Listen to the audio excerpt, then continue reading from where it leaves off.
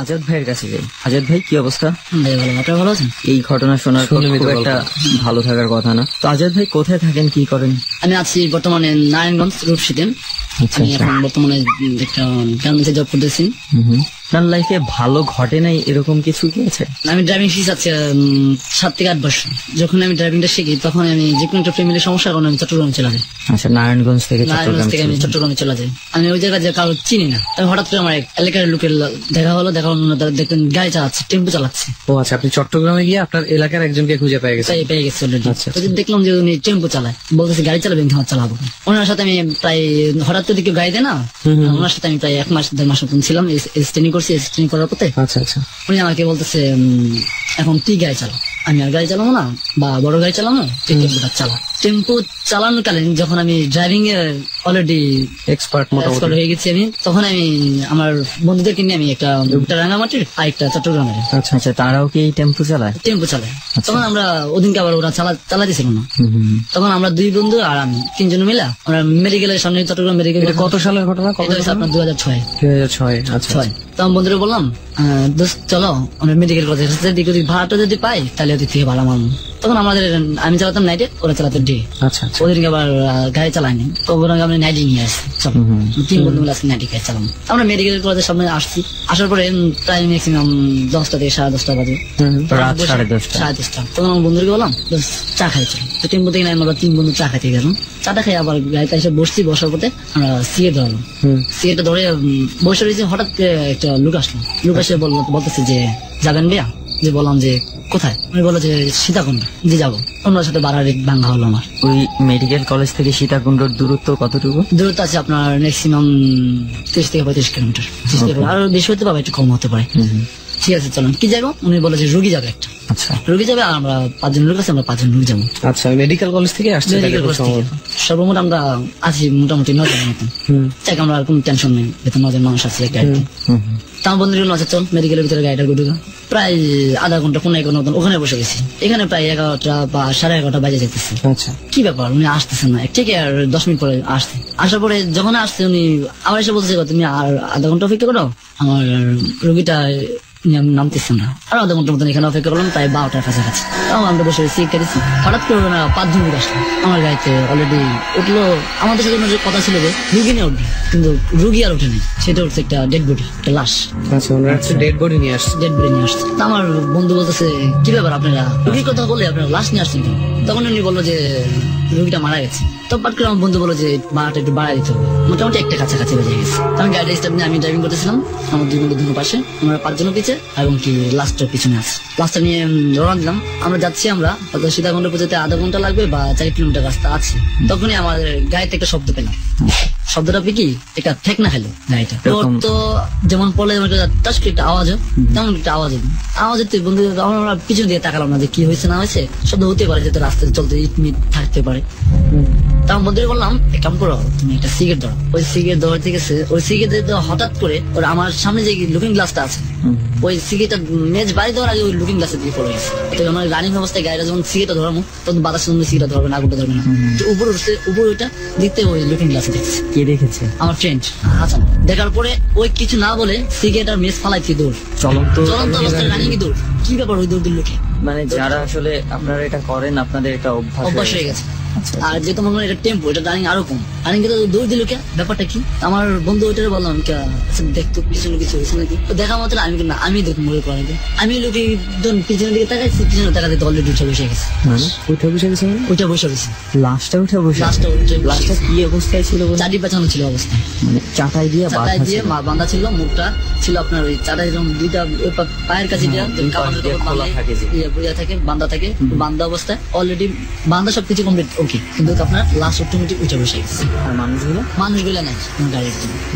যখন আপনার ওই যে শব্দটা হয়েছিল, মানে আমি ওটা থেকে ধারণা করতে পারলাম ওই শব্দ থেকে ওনারা নাই। ওই প্রকার একটা আওয়াজ। This is something supernatural. কেন? কারণ কি 5টা মানুষ ছিল, মানুষ কিন্তু একজন না। তো নাইমা গেলে বেশ কয়েকটা হুড়হাড় শব্দ হওয়ার কথা। আমি দেখার মধ্যে আমার আর কোন গাড়ি যে আমি চালাম ওই ক্ষমতাটা আমার কাছে আমি নাই।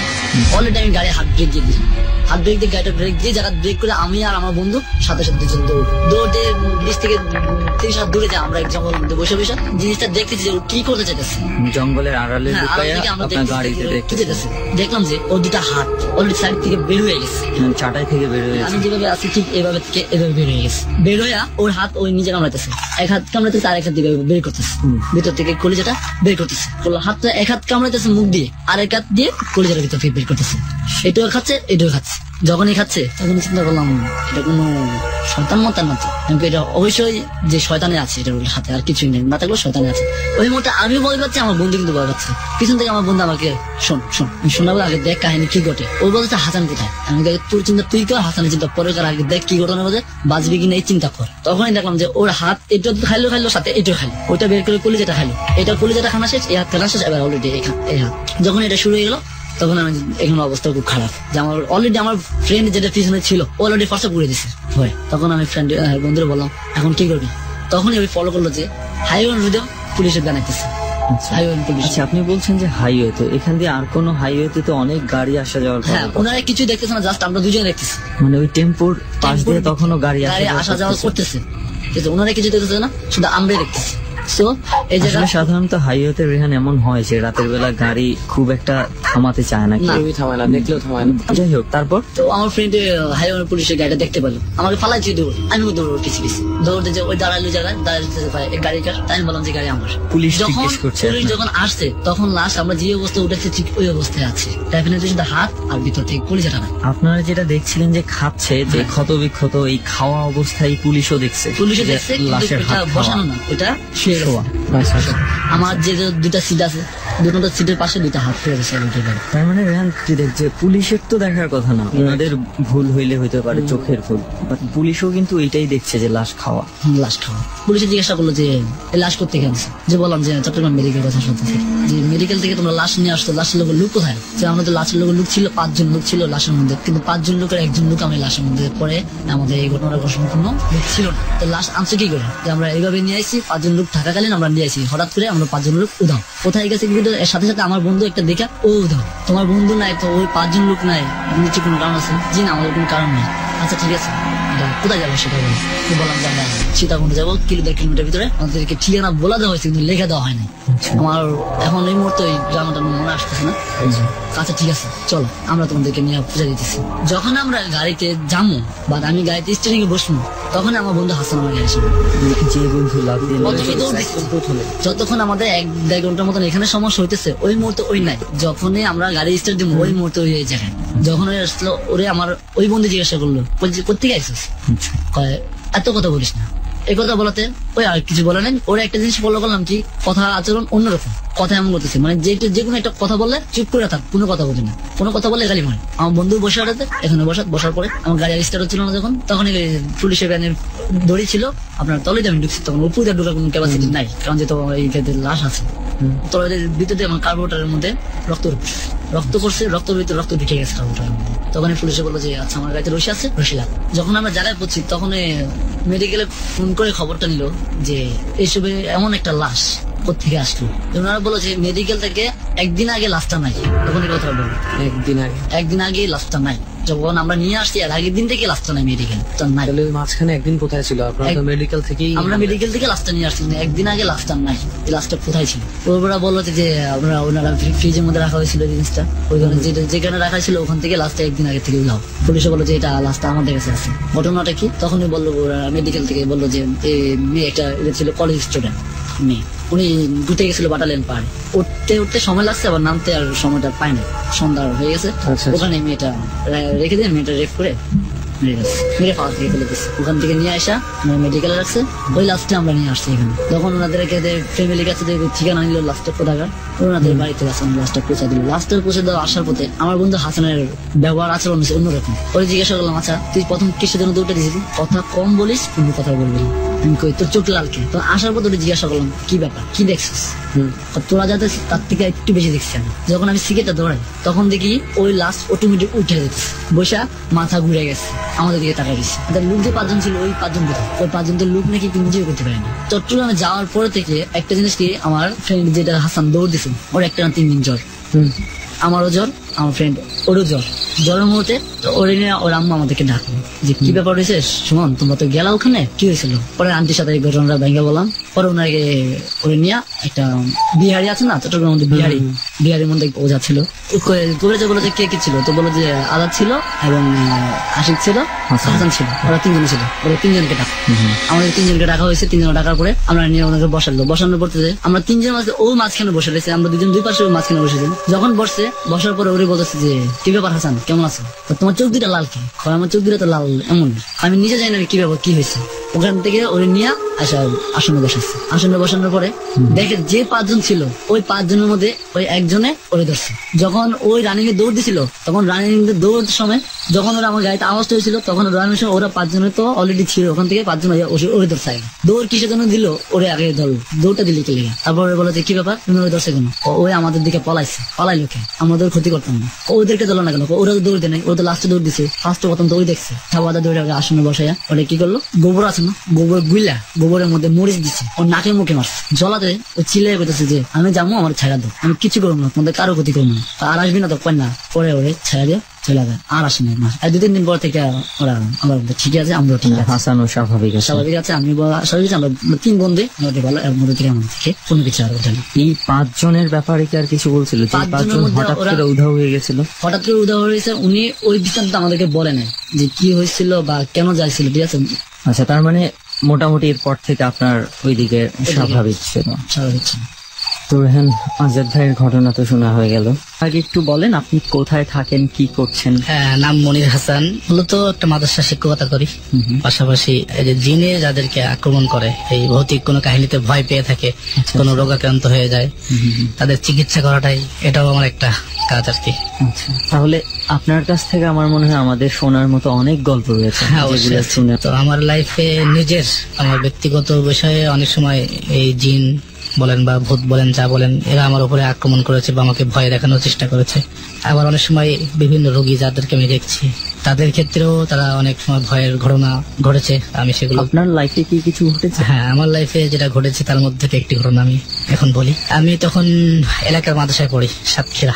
আমাদের এলাকার একটা বিল আছে, বিল বলা হয়। তো যখন ধানের মৌসুম হয় তখন ধান হয়, ধান চাষ করে, বাকি টাইমটা বিল ফেলানো থাকে, কোনো কাজ নেই। তো গরু পালে যারা, সকালে ছেড়ে দেয়, বিলে চলে যায়, সারাদিন খেয়ে আবার সন্ধ্যার সময় করে ফিরে আসে। আমার বয়স তখন 15 বা 16 এরকম হবে। একদিন আমাদের গরুগুলো সব আসছে, কিন্তু একটি গরু আসে নাই। যখন গরুটা আসে নাই, কয়টা গরু ছিল?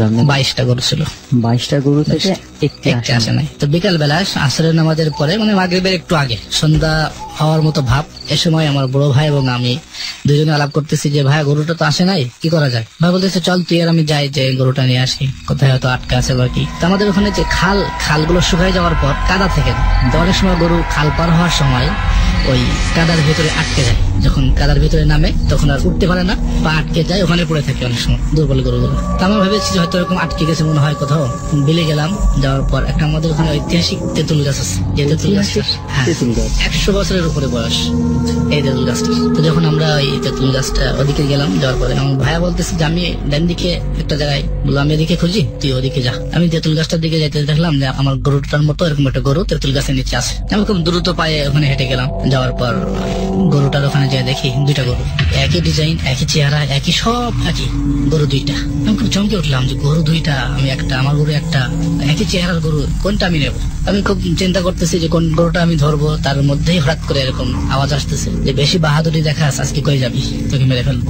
আওয়াজটা কি? আওয়াজটা কোথা থেকে আসতে জানি না, গরুটা থেকে আসলো না কোথা থেকে আসলো, আমি আওয়াজটা পেলাম। আমি খুব চমকে উঠে গরুটার দিকে তাকালাম, 2টা গরুর দিকে তাকাচ্ছি বারবার, এবং মনের মধ্যে হালকা হালকা ভয়ও লাগতেছে। কিন্তু যেহেতু মাদ্রাসায় পড়ি বা একটু সাহস ছিল, ছোটকাল থেকে আমার অনেক সাহস, তখন আমি চিন্তা করলাম যে এখানে আমার গরু নাই, এটা গরু না, এটা অন্য কিছু হবে, আমি ফিরে যাই। আবার যেহেতু সন্ধ্যা হয়ে যাচ্ছে, আমি বাড়ির দিকে ফিরলাম। ওই জায়গাটা হলো আমাদের বাড়ি থেকে আধা কিলোমিটারের বেশি হবে না। তো আমাদের বাড়ি থেকে একটু গেলেই 2-3 মিনিট হাঁটলে একটা রাস্তা আছে, চৌধুরী মোড় বলা হয়, ওখানে একটা কালবাটও আছে। আমি কালবাট হয়ে আমাদের বাড়িতে ফিরতে হয়। আমি যখন যাচ্ছি বাড়ির দিকে কিছু কিছু আয়াত পড়তেছি আর হাঁটতেছি বাড়ির দিকে, তো চিন্তা করলাম যে ভাইয়াকে ডাক দেই। তো আমি খুব জোরে ভাইয়া বলে ডাক দিলাম। তো যখন ভাইয়া বলে ডাক দিতেছি আমার আওয়াজটা আমার মতো হচ্ছে না, আমার আওয়াজটা যেন অন্যরকম হইতেছে। খুব জোরে ডাকতেছি, ভাইয়া বলে চিল্লাইতেছি, কিন্তু আওয়াজটা ইকো হইতেছে, বারবার আওয়াজটা হইতেছে। অপর দিক থেকে আমার ভাইয়া উত্তর দিতেছে যে হ্যাঁ আমি তো এখানেই কালবাটে আছি, আয়। হাঁটতে হাঁটতে কালবাট পর্যন্ত যে দেখি ভাই নাই। তখন ভাইয়াকে যখন পাইতেছি না, আমি ল্যান্ডবাম তাকাতাকি করতেছি, তাকায় দেখি না কালবাটও নাই, মানে ওই মোড়ে আমি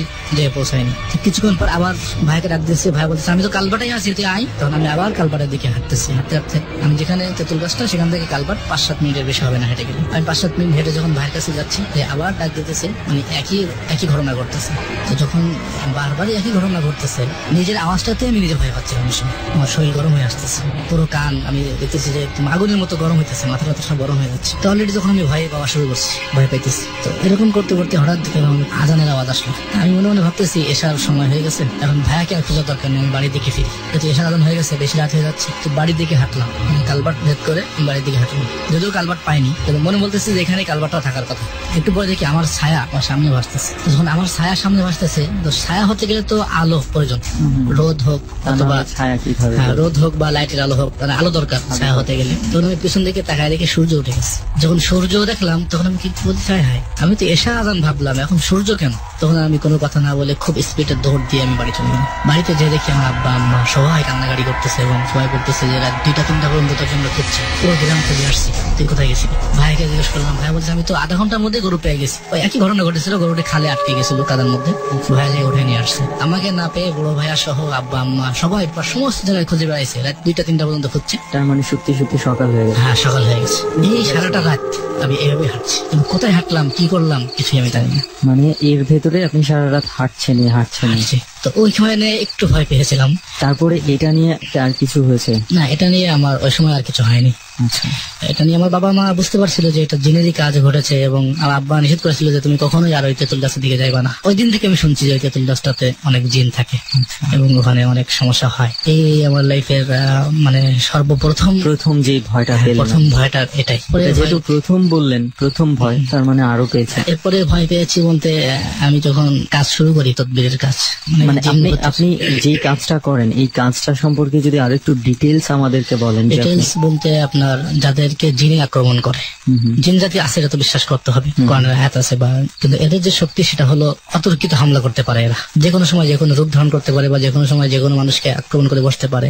এই ধরনের যখন কোনো কিছু দেখি তাদের আমি তদবির করি। তদবির করি বলতে আগে কিছু আয়াত পাঠ করে চেষ্টা করি যেটা জিনের কিনা, না তার মেন্টালিটি সমস্যা। কিভাবে সেটা বলছেন যে এটা জিনে ধরেছে কিনা? হ্যাঁ, পরীক্ষা করে দেখি। যদি জিনের রোগী হয় তাহলে সাথে সাথে রোগীরা অজ্ঞান হয়ে যাবে। আমি কি করেন আপনি যে রোগীরাকে উজু করায় নামাজের মতো করে বসাই দিই।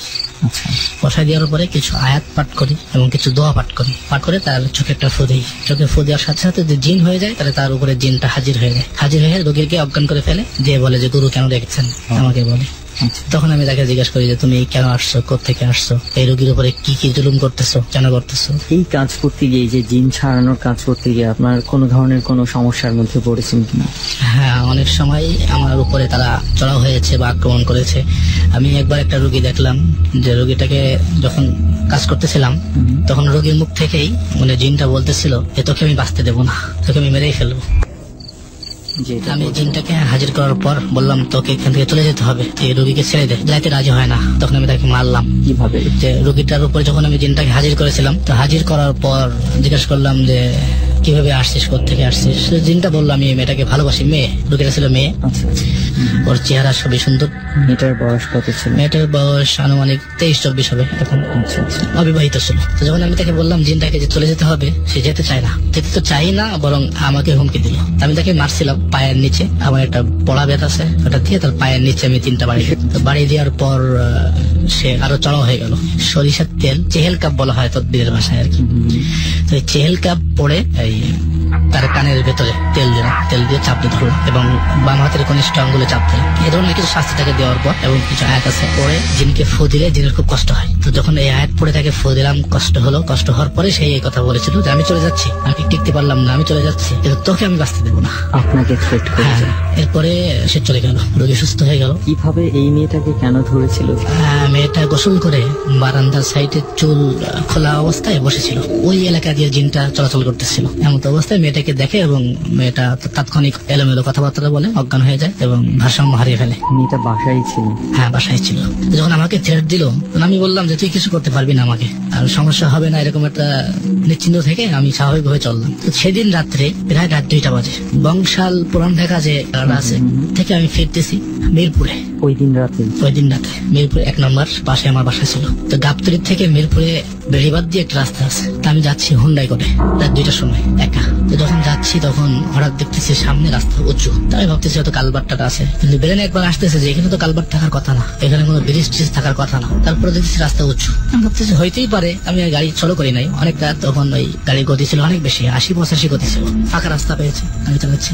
উঁচু উঠতেছি, মানে আমি চাচ্ছি ব্রেক করি বা এখানে না যাই, আমি ব্রেক করতে পারতেছি না। আমি যেন চলতেই আছি। প্রায় 15-20 মিনিট যাবত আমি এই 85 গতিতে আমি গাড়ি চালাচ্ছি প্রচুর দিকে। হঠাৎ দেখি রাস্তা নেই, রাস্তা শেষ।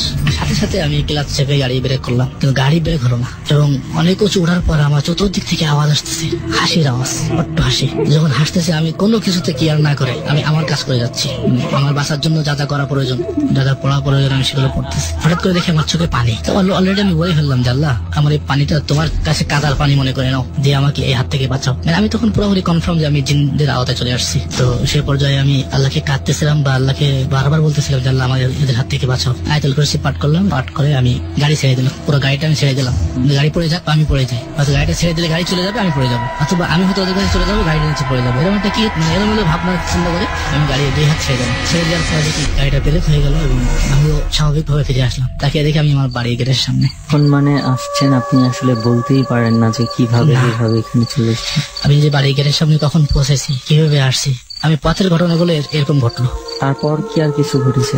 আরো একটা আমার রোগীর একটা ঘটনা আমি বলতে চাচ্ছি। এখান থেকে আমি একটা সংবাদ আসলো আমার কাছে। আমার এক রোগী বললো যে আমরা বাড়িতে টিকতে পারতেছি না। বর্তমান বা সেটা ঘটনাটা এখনো রানিং আছে। ঘটনাটা রানিং মানে যে ঝামেলাটা, সেই ঝামেলাটা এখনো চলতেছে।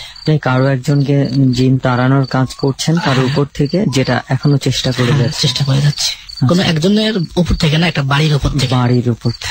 বাড়িটি অত্যন্ত সুন্দর করে তৈরি করা, মানে তার বাড়ির ভেতরে ঢুকলে সাজসজ্জা দেখলে মানুষ মনে করবে এটা কোনো মন্ত্রী বা কোনো একটা বড় ধরনের একটা মানুষের বাড়ি। ওই বাড়িতে মোট 4 জন সদস্য, 2টা ছেলে 2টা মেয়ে, আপন ভাই বোন তারা।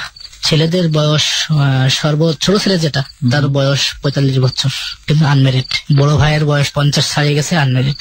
আর 2টা বোন আছে, ছোট বোনটার বয়স 35, সেও আনমেরিড।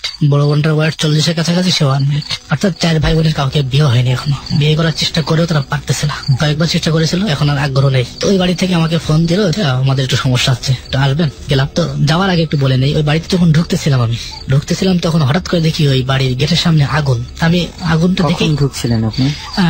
সকাল 10টার দিকে। আমি আগুন পেয়ে 1 পা পিছিয়ে আসলাম, যে আগুনের পর তো আর পা দেবো না। 1 পা পিছিয়ে আসার সাথে দেখি আগুনটা নাই। তো আমি বুঝলাম যে আমি তো এই বাড়িতে আসতেছি এই কাজে, যাতে এটা হওয়ারই মানে স্বাভাবিক হতে পারে। গেটে এটার সংকেত পেয়ে গেছে? হ্যাঁ, সংকেত পেয়ে গেলাম। তো ভেতরে ঢুকলাম। ঢোকার পর তারা বললো যে আমরা এই বাড়িতে টিকতে পারতেছি না, আমাদেরকে প্রকাশ্য হুমকি দিতেছে যে তোমরা বাড়ি ছেড়ে চলে যাও। এই বাড়িটা আমাদের কবজায়, মানে জিনেরা বলতেছে এই বাড়িটা আমাদের কবজায়, আমরা এখানে বসবাস করি, তোমরা এই বাড়ি ছেড়ে চলে যাও। তো আমি বললাম যে ঠিক আছে, দেখি আমি কি করতে পারি। তো আমি ওখানে যাওয়ার পরে যখন বসলাম, আমল শুরু করলাম, মানে জিনদেরকে ধরে আনবো, কতজন জিন সেখানে আছে বা কি, মানে তদবিরের ভাষায় বলা হয় মুওয়াক্কেল। জিন জাতির ভেতর থেকেই কিছু জিনকে আল্লাহ তাআলা ডেকে পাওয়ার দিয়ে দিয়েছিল, এদেরকে মুওয়াক্কেল বলা হয়। একটা ব্যাখ্যা আছে। মানে আমরা যদি এক কথায় বলি যে জিনদের মধ্যে এটা ভালো জাত, এটা যারা ভালো জাত এবং পাওয়ারফুল, খুব শক্তিশালী। তারা পৃথিবীর যে কোনো জিনকে পাকড়াও করার ক্ষমতা রাখে। আমি মুওয়াক্কেল ডাক দিলাম যে এই বাড়িতে কতটা জিন আছে, কি ধরনের জিন আছে, তাদেরকে কেন তারা এরকম করতেছে, এগুলো খোঁজ আমাকে দেওয়ার জন্য। আপনি কি যে কোনো সময় ওনাদেরকে ডাকতে পারেন? যে কোনো সময় ডাকতে পারি বলতে, আমলের মাধ্যমে একটা জিনকে বশ করা যায়, যেটা আমার লাইফে হয়েছে। মানে আপনি আমল করে একটা জিনকে বশ করেছেন। সেই জিনটার একটা শর্ত আছে, যে রাতের বেলা ছাড়া এবং মানুষের অগোচরে ছাড়া অর্থাৎ একাকী ছাড়া কোনো সময় তাকে দেখা যাবে না। আচ্ছা এটা হলো তার একটা শর্ত। এই শর্ত ভঙ্গ করলেও করা যাবে, কিন্তু যেহেতু তাকে দিয়ে আমার কাজ, কাজে তার একটা শর্ত আমাকে মানতে হয়। আচ্ছা এটা গেল একটা বশ করা জিন। আর মুয়াক্কিল যেটা, এটা কারোর বশ হয় না। মুয়াক্কিলরা কোনো মানুষের তাবেদার হয় না, কিন্তু মানবের সাহায্যে তারা এগিয়ে আসে। যখন কোনো আয়াত পাঠ করে তাদেরকে সাহায্য নেওয়া হয়, তখন তাদের মানুষের সাহায্যে তারা এগিয়ে আসে। তো আমি ওভাবেই কাজ করতেছিলাম। তো যখন ডাক দিতেছি আমি, তখন ওয়াল থেকে, দেয়াল থেকে আওয়াজ আসতেছে, খুব বিচ্ছিরি আওয়াজ, মানে আমাকে এই করার জন্য খুব গালিগালাজমূলক আওয়াজ। তোর মতো কত কিছু দেখলাম, গালি দিয়ে পরে এটা বলতেছে, তোর মতন কত কিছু দেখলাম, কিছু করতে পারে না, আমাদেরকে কিছু করতে পারবি না। এই আওয়াজটা ডান দিক থেকে অর্ধেক আসে, ওই অর্ধেক দিকে যেই তাকায় আওয়াজ সাথে বাম দিকে চলে যায়। মানে বলতেছে যে তুই আমাকে কি করবি, তুই আমাকে যেই বললো সাথে আমি ডান দিকে তাকালাম ওদের দিকে, কিন্তু আওয়াজটা কি করবি, আওয়াজটা বাম দিক থেকে আসলো দেয়ালের।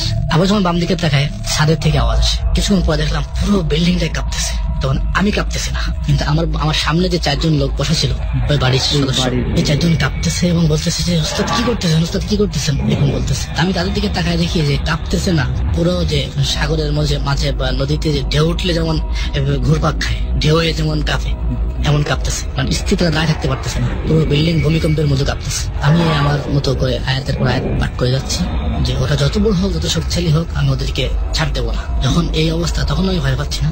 তোরা এখনো পর্যন্ত নত স্বীকার কর, তোরা এখনো নত হ, তা নাহলে তোদের কাউকে আমি বাঁচতে দেবো না। এরকম করে প্রায় 5-7 মিনিট সময় লেগেছে আমার রিপোর্ট পাইতে যে কতটা জিন ওখানে আছে এবং কি ধরনের শক্তিশালী তারা। রিপোর্ট পাইলাম যে 3টা গ্রুপ আছে সেখানে। একটি গ্রুপের কাজ হলো ওই বাড়ির সদস্য যারা মারা গেছে, অর্থাৎ এই বাড়ির 4জন সদস্যের মা, বাবা, এক বড় ভাই মারা গেছে, তাদের রূপ ধারণ করে এসে বিভিন্ন সময় এই বাড়ির মানুষদেরকে ছলনা করে, অস্ত্র দেয়, যেটা বাস্তবেও ঘটে। অর্থাৎ তারা যখন আমার কাছে নালিশ জানাইছিল এই বাড়ির সদস্যরা, তারা বলেছিল যে যেমন মায়ের রূপ ধরে পাকঘরে বসে থাকে, তরকারি কাটে, আমি যখন যাই দেখি মা বসা, মা আমাকে বলে যে তুমি তরকারি কাটতেছো, আমি তোমাকে হেল্প করি। একটু পরে যখন আমার ছোট বোনটা ঘরের মধ্যে ঢোকে, সাথে মা ওদাও হয়ে যায়। আবার অনেক সময় ছোট বোনটা ঘর গোছাইয়া শোয়ার জন্য রেডি হচ্ছে, সবকিছু গোছ গাছ করে বাথরুমে গেছে, বাথরুম সে এসে দেখে তার মা খাটের উপর শোয়া। মা মারা গেছে এখান থেকে 30 বছর মতো আগে। হঠাৎ চমকে ওঠে, কয় যে মা তুমি এখানে কেন, তুমি এখানে শোয়া কেন? তো ওরা বলে যে আমি আসছি তোর কাছে থাকতে, তোকে আমি উপকার করবো, এ করবো সে করবো, বিভিন্ন এরকম কথাবার্তা বলে। তো যখন এরকম কথা বলে তখন ওরা, মা তো মায়ের রূপ ধরে, মা মারা গেছে, ওদের ভিতরে একটা অস্বস্থ চলে আসে, ওদের ব্রেনটা তখন নর্মাল হয়ে যায়, মাকে থাকতে দেয়। এরকম ঘটনা ওদেরকে ঘটে। এটা ওরা আমাকে নালিশ জানাইছিল। তো যখন আমি এই রিপোর্ট পাইলাম বাস্তবে যে একটা গ্রুপ আছে, যে গ্রুপের সদস্য 8 জন, এই 8 জনের কাজ হলো তার মা, বাবা, ভাই বিভিন্ন রূপ ধারণ করে এসে ডিস্টার্ব করে। আরেক গ্রুপ আছে যারা ওদেরকে বিভিন্ন রোগ দেয়। রোগ দেয় বলতে রোগটা কি ধরনের, হঠাৎ করে বসেছিল একদিন, ওর ছোট বোনটা পায়ের উপরে কে যেন হাতুড়ি দিয়ে বাড়ি মারলো। স্বাভাবিকভাবে বসে টিভি দেখতেছিল দিনের বেলা, বিকট আওয়াজে পায়ের উপর বাড়ি মারছে এবং সাথে সাথে তাকায় দেখে যে পা ফুলে গেছে। এটা একটা বাস্তব ঘটনা।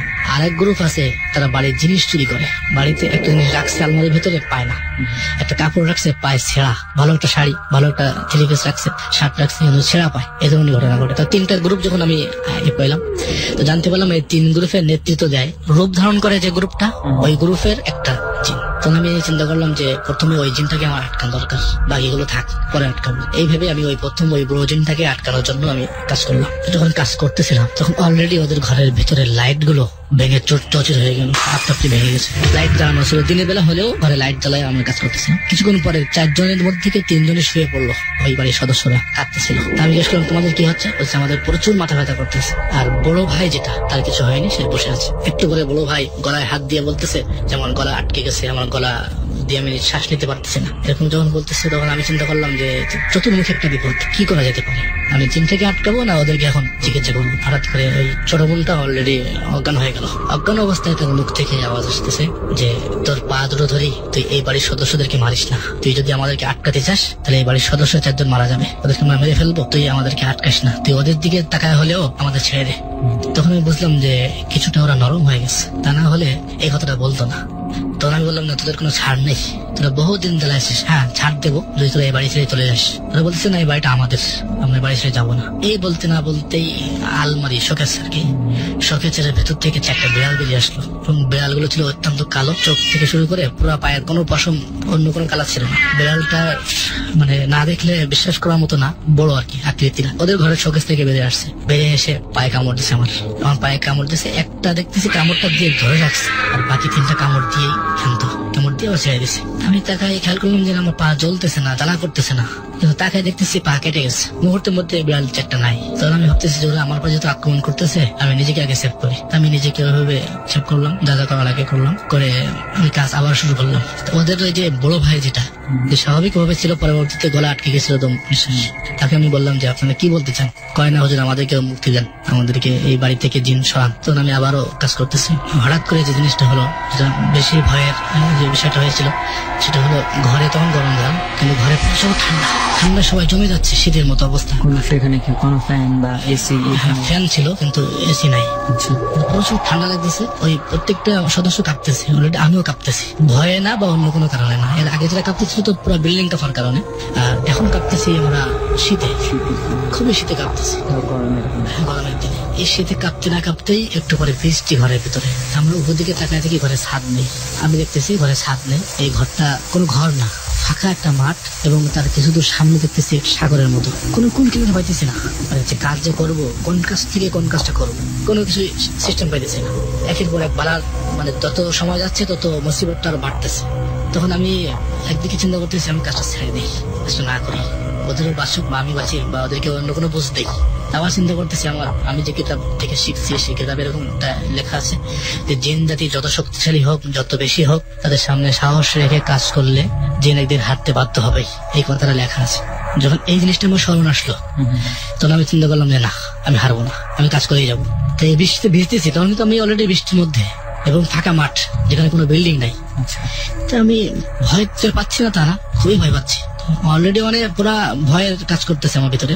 আর ওই যে চারজন সদস্য, ওদেরকে মানে ওদের থেকে তাকাইলে মনে হচ্ছে ওরা মানুষ, কবুতরের বাচ্চার মতন থরথর করে কাঁপতেছে এবং সবাই পড়ে আছে শোয়া অবস্থায়। তা আমি চিন্তা করতেছি হায়াত মৌত আল্লাহর হাতে, যদি ওদের জীবিত অবস্থায় হায়াত থাকে তার মধ্যে পরে চিকিৎসা করবো, আগে জিনগুলোকে আমি কন্ট্রোল করি।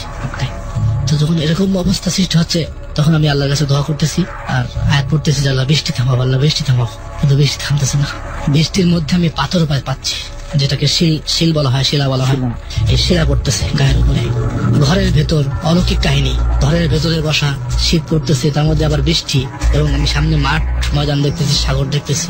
আমি ওদের মধ্যে যে বড় ভাইটা, যাকে একটু কম সমস্যা হচ্ছিল, অন্যদের তুলনায় ওর একটু কম হচ্ছে, তার আমি হাতটা খুব ধরে আমি টান দিছি আমার দিকে। টান দিয়ে বলতেছে, টান দিয়ে ওকে বলতেছি যে বৃষ্টির মধ্যে ভিজিস না, দিকে আমাকে বলতেছে। আমি কিন্তু ভিজতেছি বৃষ্টির মধ্যে। ও তখন বলতেছি কি, মানে আমার উদ্দেশ্য ছিল কি যে আসলে কি বৃষ্টি পড়তেছে কিনা, ওটা একটু পরীক্ষা করে। তো ও বলতেছে কি, ওস্তাদ জি বৃষ্টি কোথায়? বলছে বৃষ্টি কোথায়?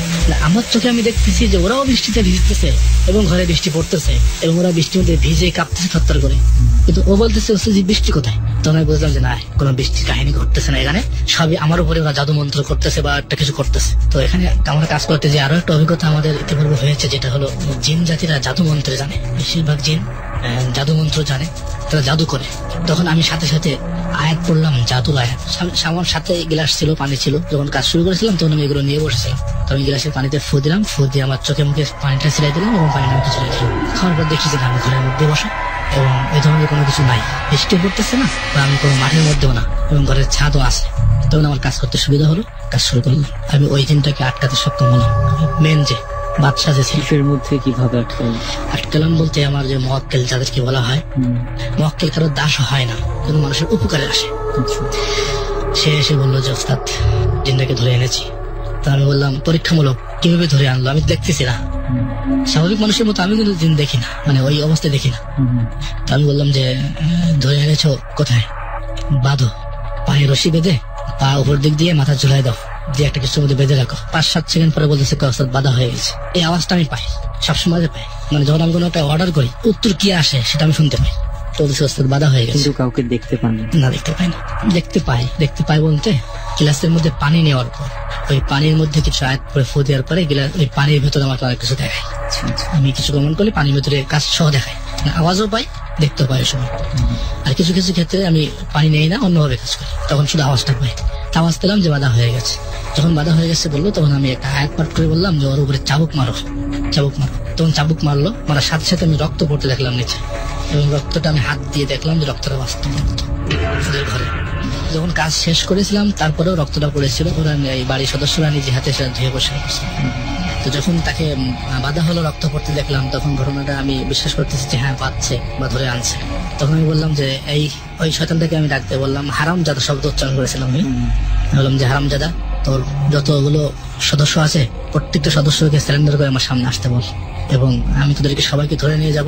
তোরা কোনো কিছু কথা থাকলে, কোনো সমস্যা থাকলে আমার জায়গায় যাবো। মানে আমি যখন আমার যেখানে বসে আমি তদবিরের কাজটা আমলটা করি, ওই ঘরটা বন্ধ করা ঘর, এবং ওখানে বদ জিনরা ঢোকার সাহস পায় না, এবং ওখানে ঢোকার পর জিনের পাওয়ার লেস হয়ে যায়। আমি চেষ্টা করলাম যে এদেরকে ওখানে ঢোকাতে পারলে আমার কর্তৃত্ব চলবে। আমি ওদের বললাম যে তোদের কোনো সমস্যা হবে না, তোদের মনে যদি কোনো চাহিদা থাকে, কোনো কথা থাকে, সেই কথাগুলো আমি শুনবো, আমি তোদের ইচ্ছা অনুযায়ী আমি তোদের ছাড় দেবো, তোরা চল আমার সাথে। এক পর্যায়ে ওদেরকে নিয়ে আমি বাসায় চলে গেলাম। বাসায় যাওয়ার পর ওদের, আমার তো উদ্দেশ্য ছাড়বো না, কিন্তু ওদের শক্তিটা যাতে না থাকে এই জন্য আমার বাসায় নিয়ে যাওয়া। তো বাসায় নিয়ে গেলাম। বাসায় নিয়ে যাওয়ার পর আমি জানি যে আমার এখানে দেখাতে পারবে না। অলরেডি বাসায় নেওয়ার পরে আমি যে বিল্ডিং এ থাকি সেই বিল্ডিং কাঁপা শুরু হইল। কিছুক্ষণ পর বাড়িওয়ালা নেমে আসছে, এসে বলতেছে হুজুর কি শুরু করছেন আপনি? এখানে আসার পর থেকে আমাদের এটার উপর এক সমস্যা হচ্ছে, আমার মেয়ের জিনে ধরলো, আজকে বাড়িতে কি কাজ করতেছেন? পুরো বিল্ডিং কাঁপতেছে। তখন ভাবলাম যে না, আমি দেখতেছি না, পুরো বাড়ি কাঁপতেছে। মানে আরো তো মনে হয় ভাড়াটিয়া ছিল না, আপনি একাই ছিলেন? না, আরো ভাড়াটিয়া, আরো 3টা ফ্ল্যাট ছিল। নাকি কেন এসে বললো যে কি জানে তারা যে আমি তদবিরের কাজ করি? আচ্ছা আচ্ছা, সেজন্য আপনাকে এই সন্দেহ করেছে। আগে থেকে জানে, এবং আমি বাসার ভেতরে বিভিন্ন সময় রোগী দেখি, তারা দেখে এটা। এবং ওই বাড়িওয়ালার মেয়ের জিনে ধরেছিল, আমি সেটাও চিকিৎসা করেছিলাম। তো ওরা দোষ দিয়েছিল আমাকে যে আমি তদবির করি বিধায় ওই বাড়িতে জিন ঢুকছে। যাই হোক, উনি তখন এসে আমাকে ধমক দিচ্ছে যে হুজুর কি শুরু করছেন আপনি? আসার পর থেকে আমাদের জিনে ধরলো এবং আজকে বাড়ি কাঁপতেছে। এই বলতে না বলতে বাড়ির ছাদের উপরে বোম মারলে যেমন একটা আওয়াজ হয়, এরকম বোমের পরে বোম পড়তেছে বাড়ির ছাদের উপর। আমি ওই জিনদেরকে বলতেছি তোরা এখনো থামা, তা না হলে তোদেরকে আমি কিন্তু বাঁচতে দেবো না। তখনও বলতেছে যে আফ্রিকান জঙ্গলে একজন বাচ্চা আছে, মানে ইহুদি বাচ্চা, ওই জিনের বাচ্চা, সে ইহুদি। বলতেছে যে আমি হলাম ওই ইহুদির মেয়ের জামাই, আমাকে উদ্ধার করার জন্য ওই বাচ্চা সৈন্য পাঠাইছে। এই যখন বলতেছে তখন আমার একটা মেয়ে আছে, মেয়ে পাশের ঘরে ছিল, পিকট আওয়াজে কান্দাকাটি করতেছে। তখন আমার ওয়াইফ এসে বলতেছে যে তুমি তদবিরের কাজ বন্ধ করো, মেয়ের অবস্থা খুব খারাপ। আমি অলরেডি আমার ওই রুমে গেলাম, পাশের রুমে, যে দেখি আমার মেয়েটাও খুব কষ্ট পাইতেছে এবং অস্থিরতা করতেছে। তখন আমি ওই জিনদেরকে বললাম যে ঠিক আছে, তোরা থামতে বল, আমি তোদেরকে ছেড়ে দেবো। তো থামে নাই। যখন থামে নাই তখন আমিও আর থামি নাই। আমি ওই জেলের যে মূল যে প্রধান যাকে আমি গ্রেপ্তার করেছিলাম, ওটাকে আমি আগুন জ্বালিয়ে দিলাম। কাফেরদের নামগুলো দিয়ে একটা তদবির করে আগুন জ্বালালে জিন মরে যায়, বাদাম তেল দিয়ে। তো ওইগুলো দিয়ে করার পর জিন মরে যায়। আমি এটাই করলাম। করার পরে ঠপাস করে একটা আওয়াজ হলো, পাখিদের কান্নাকারির আওয়াজ পেলাম। অন্য জিনগুলো টানতেছে, এটা আমি বুঝতে পারলাম যে কাঁদতেছে। পাঁচটা জিনটা মারা যাওয়ার 10 থেকে 15 মিনিট পরে পুরো বাড়ি ঠান্ডা হয়েছে। এবং যখন এই অবস্থা হচ্ছিল তখন পুরো বাড়ির ভাড়াটিয়া সহ বাড়িওয়ালা ছেলে মেয়ে সবাই আমার রুমে এসে আশ্রয় গ্রহণ করছিল। বাড়িতে টিকতে পারতেছিল না তারা, ভয়ে আতঙ্কে সবাই কান্নাকারি শুরু করেছিল। এমনকি বাড়িওয়ালা যে তার বউ ওই এলাকার খুবই একটা প্রসিদ্ধ মেয়ে, অর্থাৎ তার বউয়ের পাওয়ারটাই বেশি। বউ তখন কাঁদতে অবস্থা খারাপ হয়ে ওই রুমে এসে বলতেছিল যে হুজুর বন্ধ করেন। সমস্ত ভাড়াটিয়া সহ সমস্ত মানুষ ভয়ে আতঙ্কে অস্থির হয়ে গেছিল। এমনকি জ্বরও হয়েছিল সবার। পরবর্তীতে বেশিরভাগই জ্বর, পেট ব্যথা, বিভিন্ন রোগ সৃষ্টি হয়েছিল। আমি সহ আরো 3টা ফ্ল্যাট, 4টা ফ্ল্যাট, প্রত্যেকটা সদস্যই একটা না একটা রোগের মধ্যে আক্রান্ত হয়ে গেছিল ওই দিন থেকে। আমার হয়েছিল জ্বর। আমার যখন জ্বর হলো তখন আমার এই যে ভাই, উনিও তো দেরি কাজ করেন, উনি আমাকে বলতেছিল যে আপনি আপনার উস্তাদের শরণাপন্ন হন। তখন আমার যে উস্তাদ আমি যার কাছে শিখছি, মানে সুন্দরবন থাকে, লোকালয়ে খুব কম আসে, আমি ওনাকে ফোন করে বললাম যে আমার এই অবস্থা। তখন উনি আমার তদবিরটা উনি করেছিল। তো পরবর্তী আমি সুস্থ হয়েছিলাম। আমি জিনদের আমি একটু বলি যে আপনি যেই বাড়িটাকে আপনি মুক্ত করতে গিয়েছিলেন, তো সেই বাড়িটা কি এখন ঠিকঠাক আছে নাকি? ঠিকঠাক আছে বলতে এই ঘটনাটা বেশি আগের নয়। এক ভাই গেছে হজে, আর এক ভাই বাড়িতে আছে, 2 বোন আছে। ওনারা আমাকে ফোন দিছিল, ফোন দিয়ে বললো যে একটু বাসায় আসবেন। বললাম যে হ্যাঁ আসবো। গেলাম, একসাথে খাইতেছি। খাওয়ার মধ্যেই হঠাৎ করে দেখি আমার ভাইয়ের পিঠের শার্ট ছিঁড়ে গেছে, নতুন শার্ট। ওই বাসায় এখনো পর্যন্ত জিনের উৎপাত কিছুটা আছে, অর্থাৎ আমি এখনো এর বাড়ির কাজ সমাপ্ত করতে পারি নাই। এখনো আপনার এটা কাজ চালিয়ে যাচ্ছেন মুক্ত করার জন্য? তো আগের মতো অবস্থা এতটা নাই, পরিবর্তন ঘটেছে, অনেকটা মুক্ত এখন। তো মনির ভাই, মানে মোটামুটি আপনার অভিজ্ঞতা হচ্ছে এই যে আপনি জিন নামাতে গিয়ে বা করতে গিয়ে। আচ্ছা, আমি ছোট্ট করে একটু আপনার কাছে একটা কথা জানতে চাই, যেটা হচ্ছে আপনি আমল করার কথা বলেছিলেন, মানে বশ করার কথা। এটা কিভাবে করেছিলেন বা আপনার কেমন সময় লেগেছিল?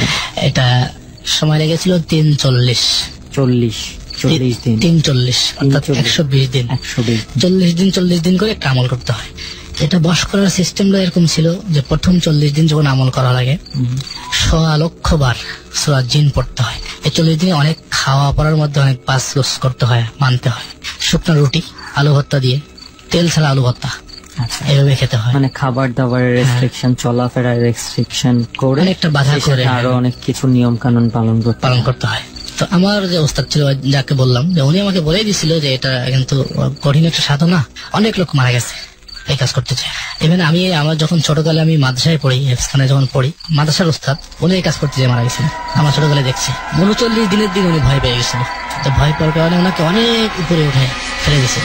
যখন পড়ার পর আরো 10 দিন বেঁচে ছিল উনি, কিন্তু ওনার হাড় গোড় সবকিছু ভেঙে গেছিল, পুরো বডির হাড়। মানে এই কাজটা করার জন্য মানসিক ভাবে অনেক বেশি সাহসী হতে হয়। আর প্রস্তুতি নিয়েই আমি কাজটা শুরু করেছিলাম। 25 দিন যেদিন আমার হয় সেদিন আমি একটা সাপ দেখেছিলাম আমার উপরে আক্রমণ করার অবস্থা। অর্থাৎ আমি যখন কাজটা শুরু করি তখন আমার চতুর্পাশ থেকে একটা বাউন্ডারি দিয়ে দিয়েছিলাম। বাউন্ডারি বলতে হাতে ইশারা দিয়ে একটা গন্ডি দিয়েছিলাম।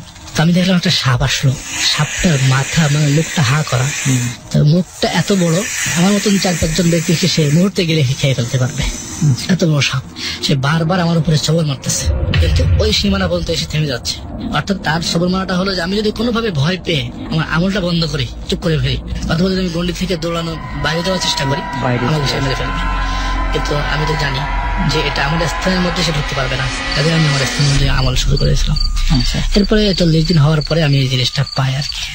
আলটিমেটলি তবে একটা মেসেজ আছে যে এটা সবার জন্য না, সবাই আসলে এটা করতে গেলে বিপদের সম্ভাবনাটাই অনেক বেশি। সো এটা যেই করতে যায় বুঝে শুনে তারপরে করা উচিত। অবশ্যই। তো অনেক ধন্যবাদ মনির ভাই, মানে আপনার ঘটনা যেটা শুনলাম এটা